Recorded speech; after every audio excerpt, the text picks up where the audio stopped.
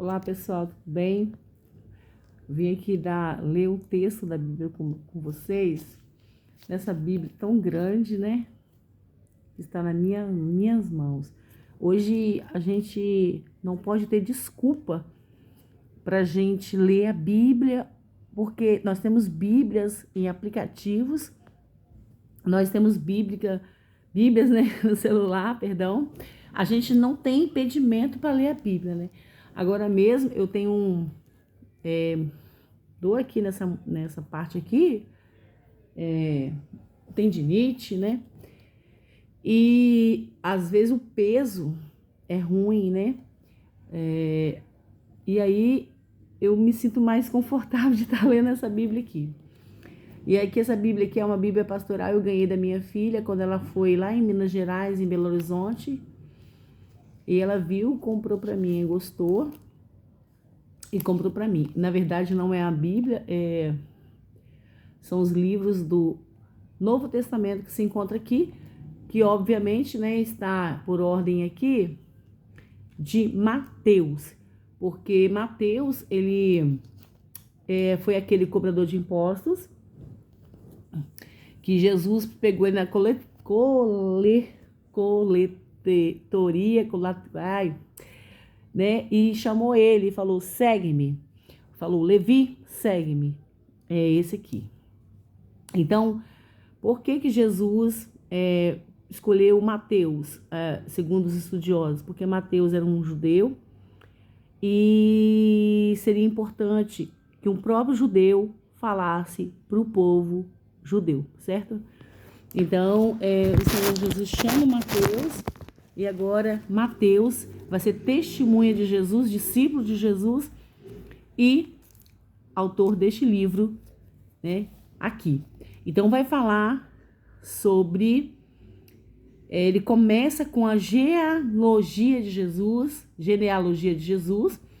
para salientar que Jesus surge do povo de Israel e o conduz ao ponto alto da sua história, como filho de Abraão, que está em capítulo 1, versículo 1. Jesus deve ser entendido à luz de toda a história contada nas Escrituras. Eis uma chave importante para abrir o nosso texto.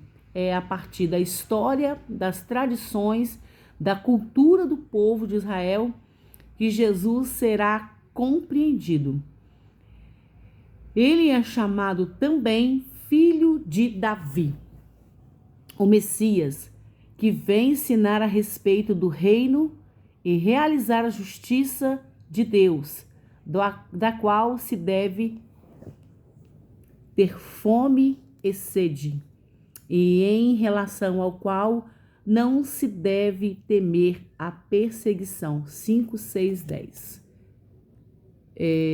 Quando a gente olha para Mateus 5, vai falar sobre os bem-aventurados, né?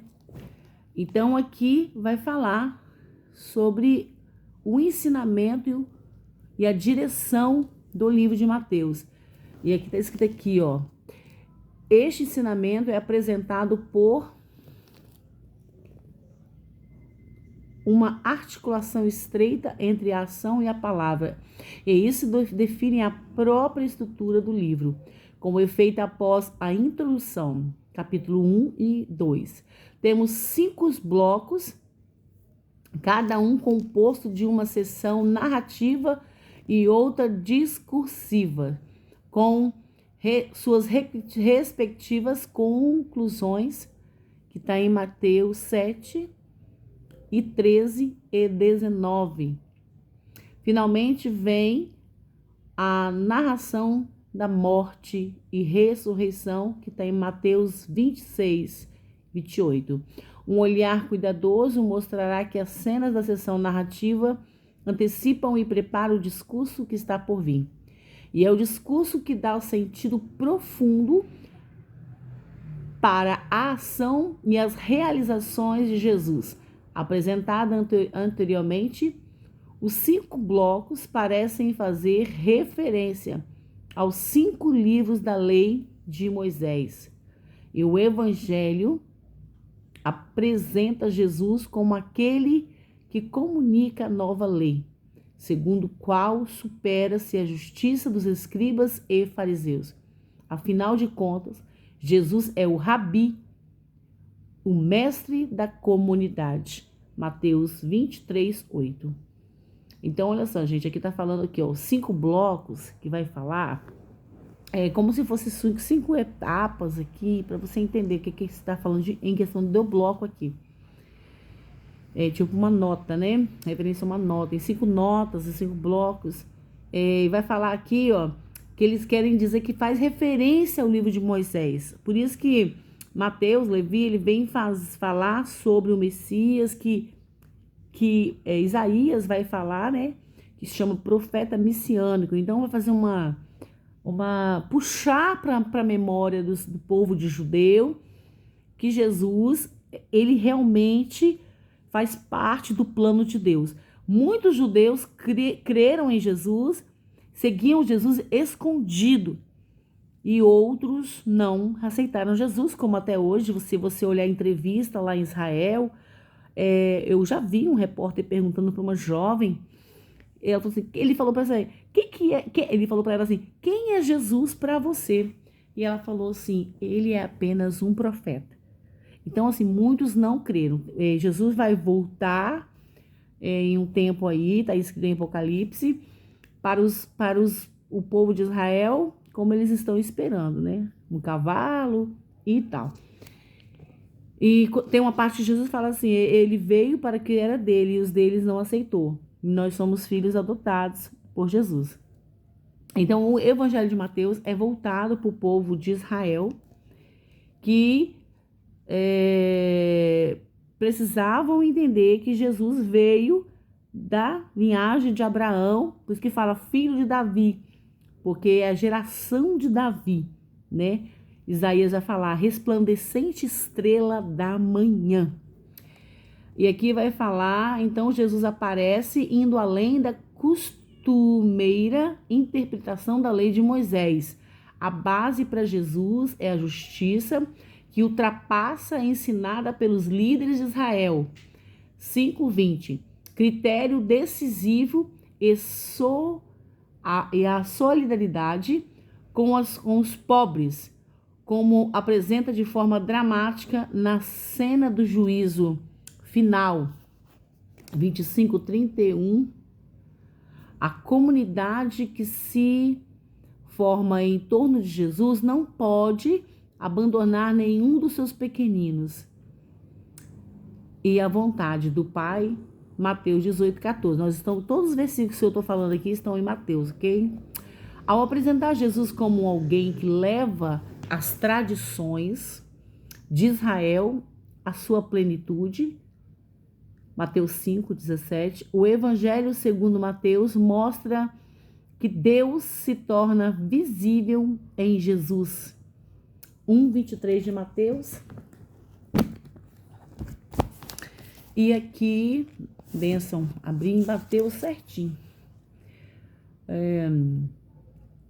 Cujas palavras e ações indicam o caminho do reino e são referências que orientam o povo de Deus em sua trajetória histórica, no empenho de articular em todo o mundo prática inspirada na justiça de Deus. O povo pode contar com a presença permanente do ressuscitado, o qual ilumina e fortalece essa desafiadora missão. Mateus 28:19. Amém, irmãos? Então, Mateus é um livro voltado para o povo de Israel. Olha, eu recebo muitas mensagens, as pessoas, eu não entendo muito da Bíblia, eu não sou lá essas coisas. Irmãos, tenham mais interesse pela Bíblia e procurem um lugar. Tem pessoas tão boas que explicam, né? Explicam e de uma forma até ilustrativa, né? Alguém, eu não consigo entender. Tenta ver, existe até Bíblia hoje, Bíblia ilustrada, né? Que é para criança, mas se você tem uma dificuldade de entender, tenta assim, principalmente assim, quando você começa a estudar a Bíblia, você tem que ver sobre geografia e história. E porque vai em mapas, tem mapas onde o apóstolo Paulo, onde estão as viagens de apóstolo Paulo, aonde que aconteceu, aonde que Davi estava. Eu tenho Bíblias aqui que falam onde estavam as pessoas, onde foi, onde tal. Então, assim, é muito bom que você entra dentro da história e você consegue, assim, reviver momentos, né? Como Davi estava escondido na caverna de Adulão, correndo de Saul, e o poço de Jacó, a mulher samaritana estava lá. Olha quanto tempo, né? Olha quanto tempo, lá na época de Jesus, Jacó cavou aquele poço, né? No início das histórias. Então, assim, é legal. Quantas gerações passaram por aquele poço de Jacó e aonde agora aquela mulher samaritana estava ali, né, tendo aquele encontro com Deus. Então é gostoso você viajar nesse tempo, nessa história. Então ler a Bíblia é muito bom. Saber quem são os personagens, quem foi as pessoas más, quem foi as pessoas prejudicadas, quem foi os soberbos, quem foi os ricos, quem foi os pobres.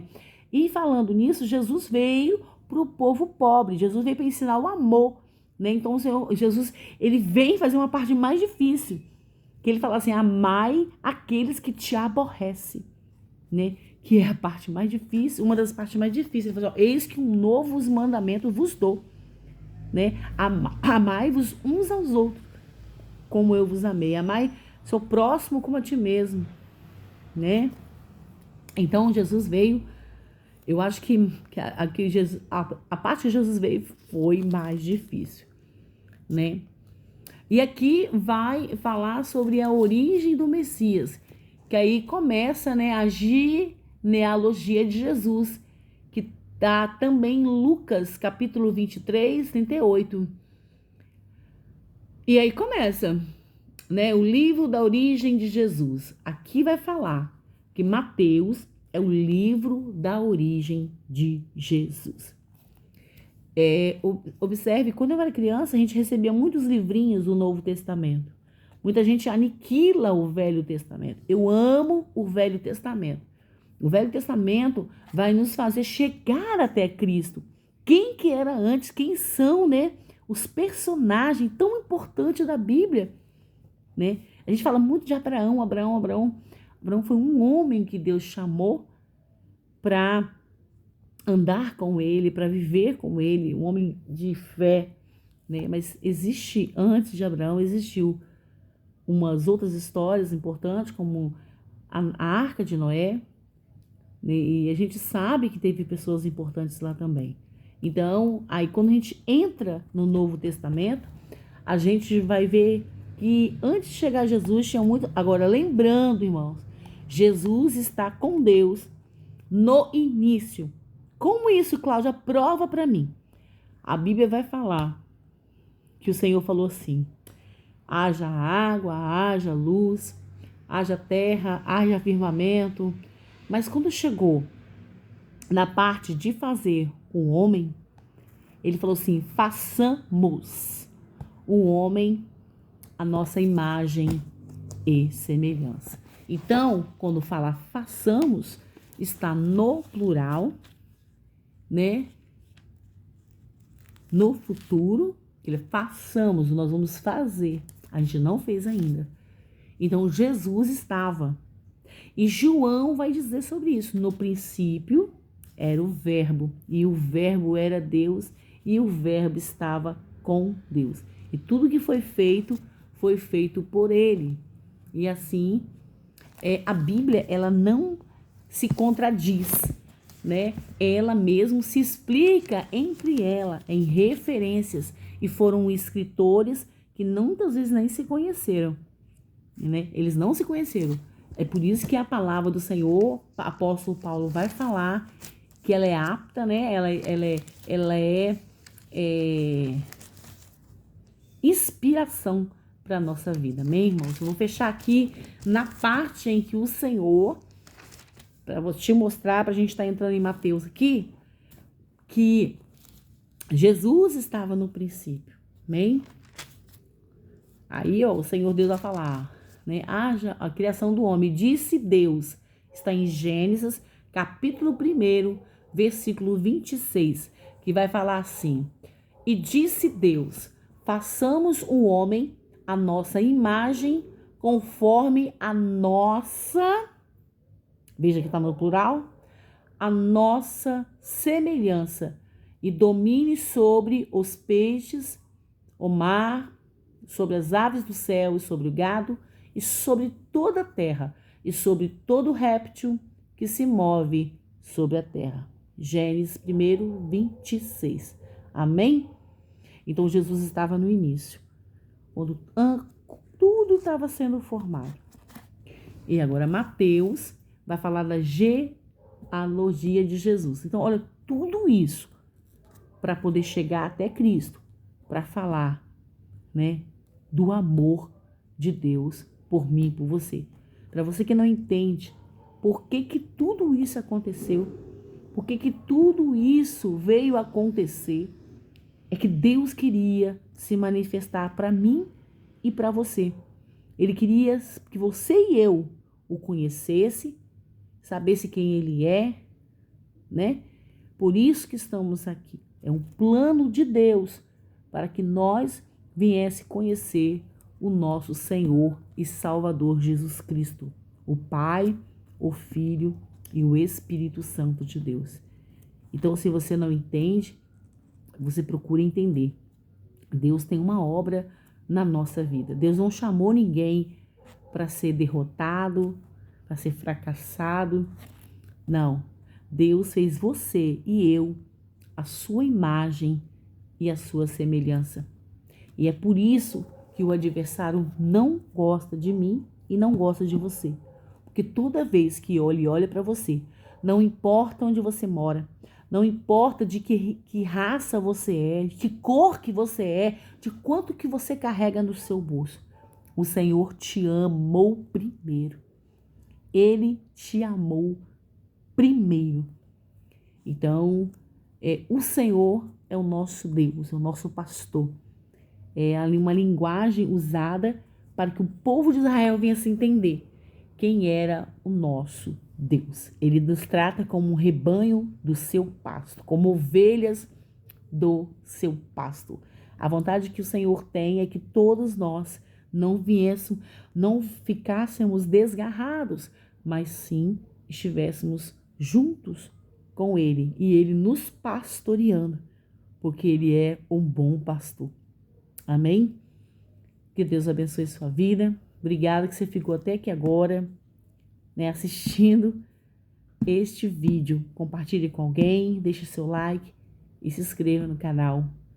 E tem mais vídeos aqui no canal. Tem muitos vídeos aqui de oração, tá? E que Deus abençoe sua vida em nome do Senhor Jesus. Se você gostou, deixa seu like, compartilhe, comente, fale alguma coisa. O que você acha? Você gosta da Bíblia? Qual o livro que você mais gosta da Bíblia? Você já leu a Bíblia toda? Fala um pouquinho para mim, tá bom? Deus abençoe. A paz do Senhor.